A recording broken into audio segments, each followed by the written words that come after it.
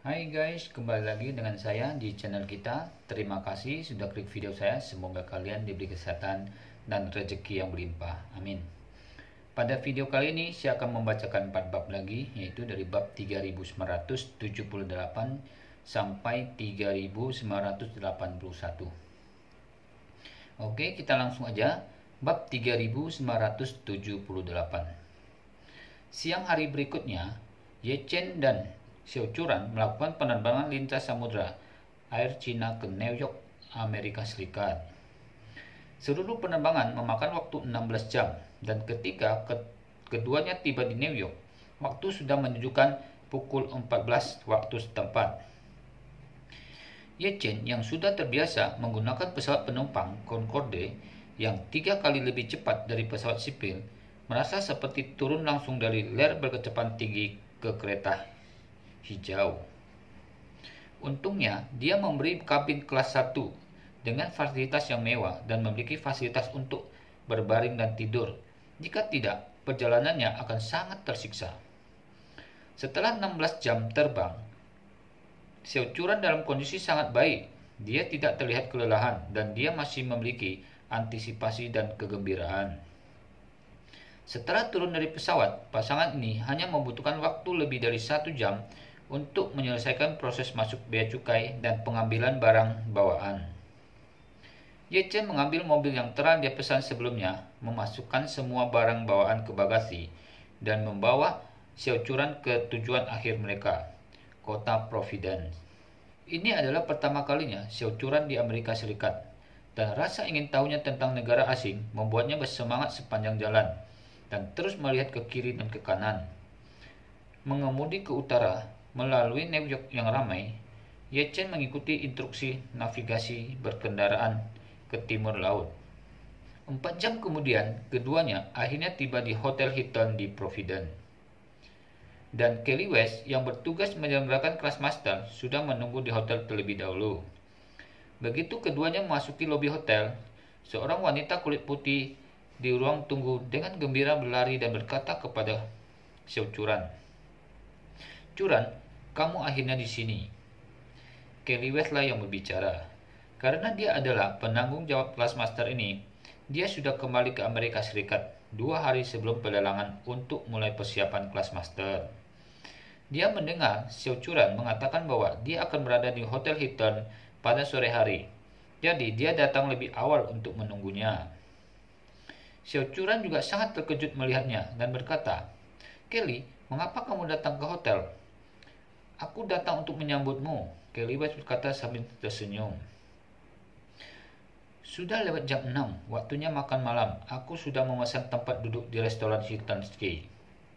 Aku akan menunggumu meletakkan barang bawaan. Setelah istirahat sebentar, kita bisa pergi makan malam." Xiao Churan buru-buru berkata, "Aku benar-benar minta maaf. Aku harus membuatmu mengeluarkan uang." Kelly West berkata dengan tegas, "Apakah kamu masih sopan kepadaku?"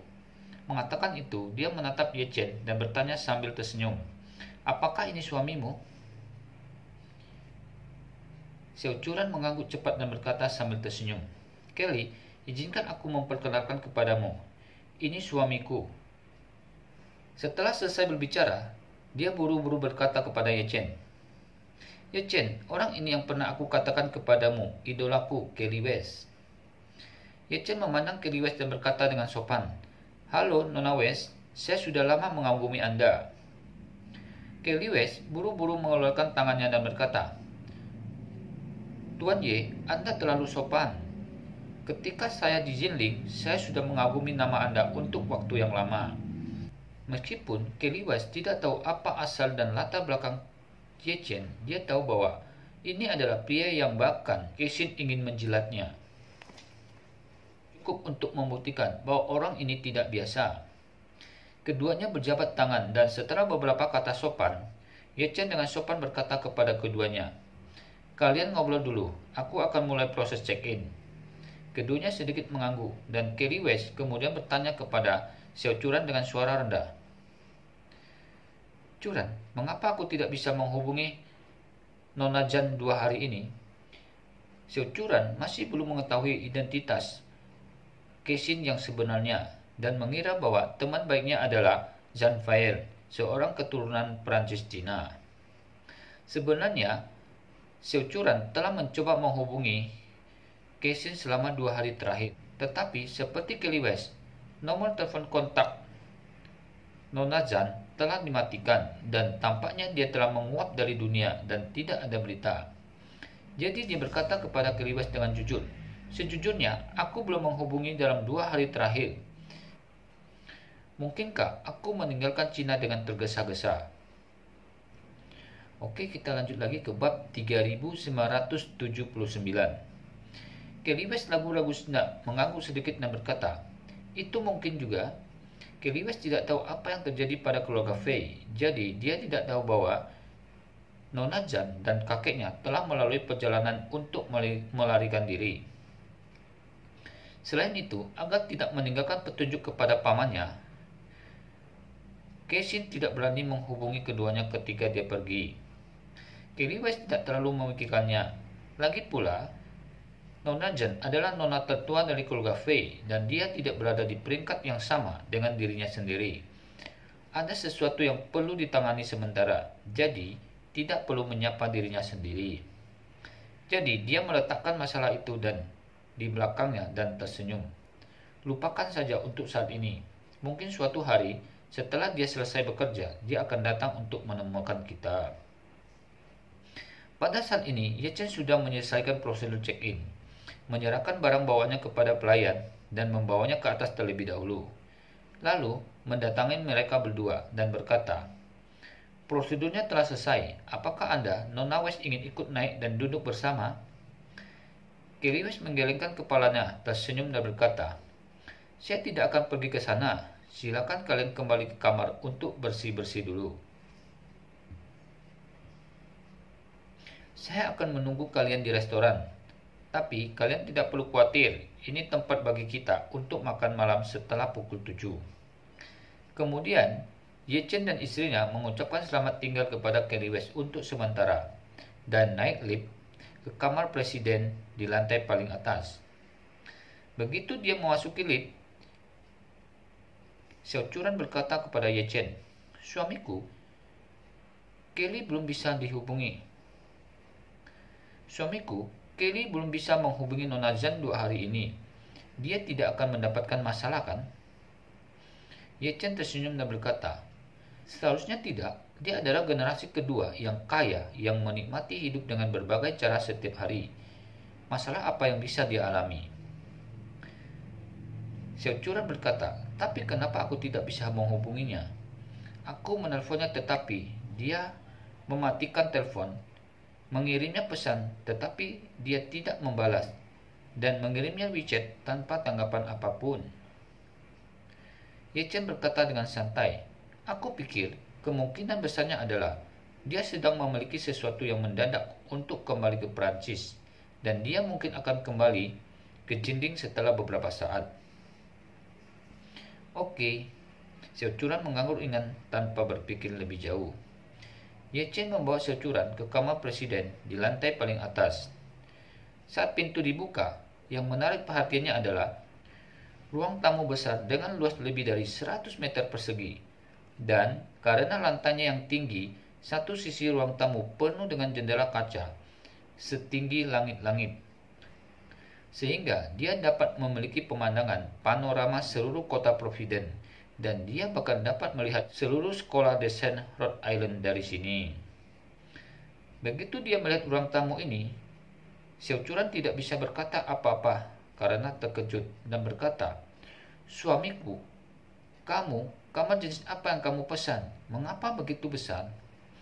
Ye Chen tersenyum dan berkata, "Ini adalah presiden suite mereka, di ujung paling selatan dari seluruh lantai di atas. Ini memiliki privasi yang lebih baik dan lingkungan yang lebih baik." Xiao Churan bertanya dengan heran, "Apakah kamu memesan kamar presiden ini untuk 1 bulan?" Ye Chen tersenyum dan berkata, "1 bulan pasti tidak cukup. Aku memesannya selama 40 hari.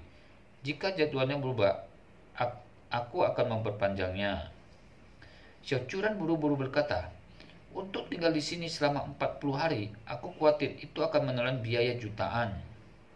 Suamiku, ini terlalu boros atau kita harus berganti kamar. Kita berdua cukup untuk mengubahnya menjadi suite satu kamar tidur dengan satu kamar saja.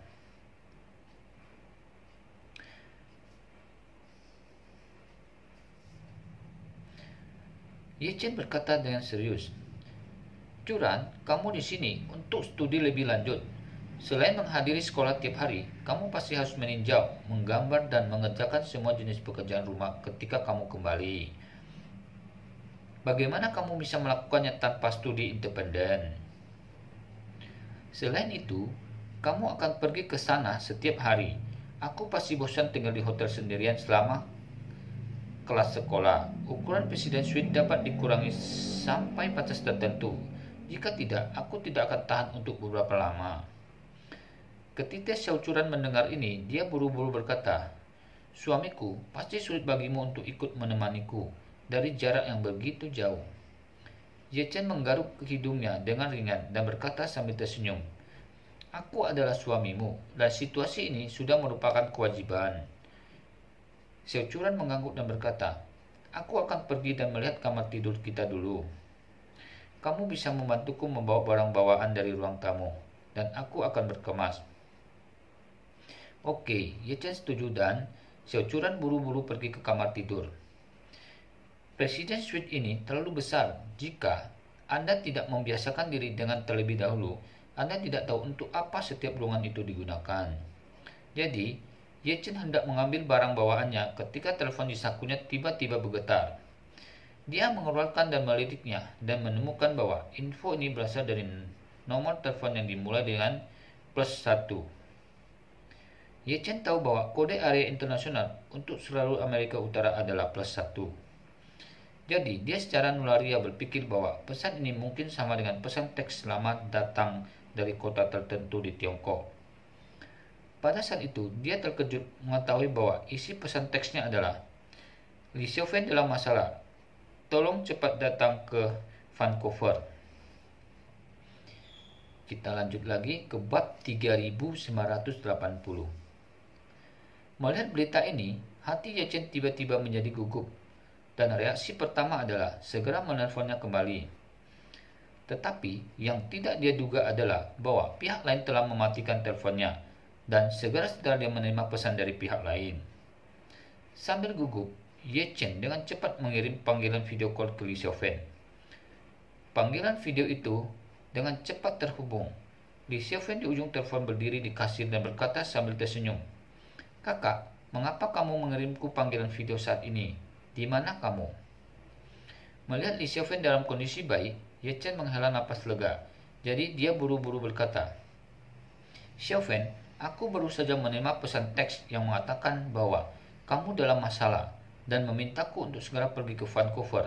Ada apa? Apakah ada masalah? Li Xiaofeng berkata dengan ekspresi terkejut.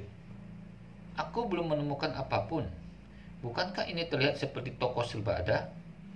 Ye Chen mengerutkan kening dan bertanya, Apakah kamu yakin tidak ada yang salah? Lalu, mengapa seseorang mengirimiku pesan yang mengatakan bahwa kamu dalam bahaya? Li Xiaofeng juga bingung dan berkata, Mungkinkah itu lelucon atau semacam pesan teks palsu? Semuanya baik-baik saja di sini, dan aku tidak mengalami masalah apapun. Ye Chen berkata, Jika ini lelucon, ini pasti seseorang yang mengenal kamu dan aku pada saat yang sama, dan seharusnya memiliki teleponku, bukan? Li Xiaofeng melengkungkan sepasang alisnya, yang seperti daun willow menjadi seperti dua bola. Setelah berpikir sejenak, dia berkata, Aku benar-benar tidak dapat memikirkan siapa itu. Meskipun kami telah bertemu banyak teman di sini, mereka pasti tidak akan mengenal kakak. Mengatakan itu, dia dengan cepat bertanya, Kakak, beritahu aku nomor telepon itu dan aku akan memeriksanya. Ye Chen memberikan kepada nomor ponsel yang mengirimnya SMS barusan. Li Xiaofeng melihatnya, mengerutkan kening dan berkata, Kakak, nomor ini memang nomor ponsel lokal di Kanada, tetapi aku tidak menyimpan nomor ini di ponselku, jadi aku tidak tahu siapa dia. Saat dia mengatakan itu, Li Xiaofeng berkata dengan wajah percaya diri, Aku pikir ini pasti lelucon. bukankah orang-orang Cina sering menggunakan metode ini untuk melakukan penipuan telekomunikasi? Tiba-tiba seorang mengirim pesan teks yang mengatakan bahwa putra Anda mengalami kecelakaan mobil dan berada di rumah sakit. Untuk mendapatkan pertolongan pertama, Anda perlu mentransfer uang dengan cepat. Kakak, kamu harus tetap membuka mata. Ya, mengetahui bahwa Li Xiaofan memang baik-baik saja, Ye Chen juga berspekulasi bahwa ini mungkin lelucon. Jadi dia berkata, sebaiknya tidak apa-apa, tetapi kamu masih harus lebih berhati-hati. Jangan keluar sendirian, mengunci jendela dan pintu dengan baik saat kamu tidur di malam hari. Li Xiaofan buru-buru berkata, jangan khawatir kakak, hukum dan ketertiban di Vancouver masih sangat baik, jauh lebih baik daripada Amerika Serikat. Ada banyak orang Cina di sini dan semuanya orang sangat ramah satu sama lain. Mereka akan saling membantu dalam apapun yang mereka hadapi. Pasti tidak akan ada bahaya. Ye Chen mengangguk dan berkata, jika kamu memiliki pertanyaan, ingatlah untuk menghubungi saya segera mungkin. Oke, Li Xiaofan mengangguk dengan cepat. Pada saat ini, ada suara bel yang menyenangkan di video. Li Xiaofan buru-buru mengganti kamera dan berkata dengan penuh semangat, kakak, lihat siapa yang datang. Dalam gambar, pintu tos serba didorong terbuka. Terlihatlah Bibi Li yang telah merawat Ye Chen di panti asuhan selama 10 tahun. Dalam gambar, selain Bibi Lena, ada beberapa pelanggan yang berbelanja di toko, dan seorang gadis muda menggunakan celemek coklat yang tampaknya membantu. Pada saat ini, Bibi Li mendorong pintu terbuka sambil tersenyum dan memasukkan tas tangan non-anyaman di tangannya. Melihat Li Xiaofan mengarahkan ponselnya ke arahnya, dia bertanya dengan rasa ingin tahu. Xiaofan, dengan siapakah kamu melakukan panggilan video? Ini kakak Ye Chen, Li Xiaofan berkata dengan penuh semangat.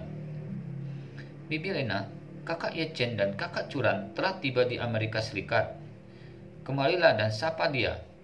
Ketika dia mendengar video call dari Ye Chen, Bibi Lena berkata dengan penuh semangat, benarkah? Setelah berbicara, dia bergegas ke counter kasir Li Xiaofan dan mengambil kamera ke depan lagi, dan keduanya muncul di video bersamaan. Ye Chen buru-buru dan dengan hormat melambaikan, halo Bibi Lena. Bibi Lena berkata dengan gembira, Ye Chen, apakah kamu sudah tiba di Amerika Serikat sekarang? Kapan kamu tiba? Ye Chen berkata sambil tersenyum. Bibi Lena, kami baru saja tiba di hotel dan kami belum meletakkan barang bawaan kami. Oke, kita lanjut lagi ke bab 3981. Setelah berbicara, Ye Chen bertanya lagi. Bibi Li dari mana? Bibi Li tersenyum dan berkata, aku baru saja kembali dari taman kanak-kanak. Karena tidak ada yang aku lakukan, jadi aku sering pergi untuk membantu anak-anak muda di Chinatown merawat anak-anak mereka. Ye Chen mengangguk dan berkata, aku telah mendengarnya. Li Xiaofan telah mengatakannya terakhir kali. Bagaimana kabarmu tinggal di sana? Oke, sangat bagus, Bibi Lena berkata sambil tersenyum. Area kegiatan kami yang biasa adalah di pecinan, dan tempat kami tinggal juga merupakan komunitas Tionghoa. Kecuali untuk iklim dan lingkungan yang berbeda, perasaan lain serupa dengan yang